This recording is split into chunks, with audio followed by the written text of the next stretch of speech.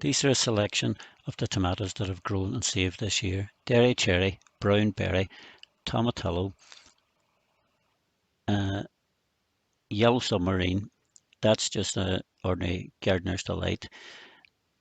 Big Tom, the Derry cherry is an optional. I was given that one at the Eden project last year, and I grew that along in these wonder boxes, and it gives a really long supply of tasty cherries without getting too big. So I'm definitely saving that one again. So thanks to Sonny for that one. Um, yeah, so these boys are still ripening up and still hopefully taking a few of them as the weeks come on. So brown berry came from the seed savers. We got 4 seeds of that in the distribution, so we've multiplied that a bit anyway. Uh, Big Yeller, again, not the correct name. I don't know what the correct name is, but it's delicious, tender, and sweet, and I'm saving more seed from that one as well. So if you dry them out on a plate, it's pretty easy to get them off and separate them. I also dry them out in kitchen roll at times when you have to, but the fermented method is better as it really breaks the the seal on the seed, which can slow up germination. So if you do this, it only takes about 3 or 4 days to ferment them. And I'm just doing it in a yogurt pot on the windowsill, adding a little bit of water to that. Uh, you know, you'll see it happening. I mean, it happens quicker in warm weather, slower in colder weather, but you don't want to leave it too long because the fermentation goes from white to black. Then you're in the boiler because it'll be attacking your seeds.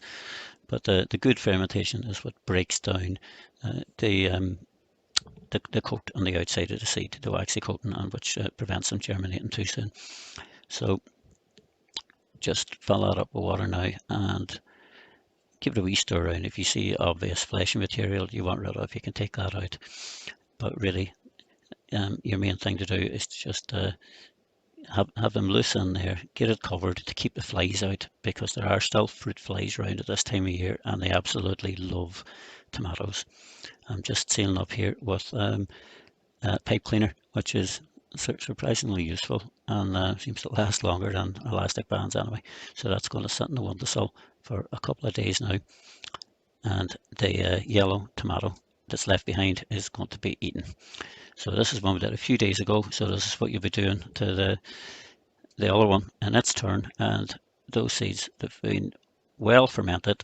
The water's actually changed once on them because some flies got on. So that is now been well rinsed out. I haven't got any residue of them, and I'm going to put that onto another plate as well, dry that out on the windowsill, and then put these ones away. And this one was Big Tom. Again, came via the Eden Project, via Sonny from Edinburgh, London, and named after the big man from Monaghan. I couldn't resist it, really. It's a good one, a good cooker, and tasty fresh as well. Someday I will find out its correct name, but oh my, it's such a good tasting tomato. So hopefully that gives you a few wee clues as to where to go with saving your tomatoes. They're a good one to start with. They're easy and satisfying. And good luck.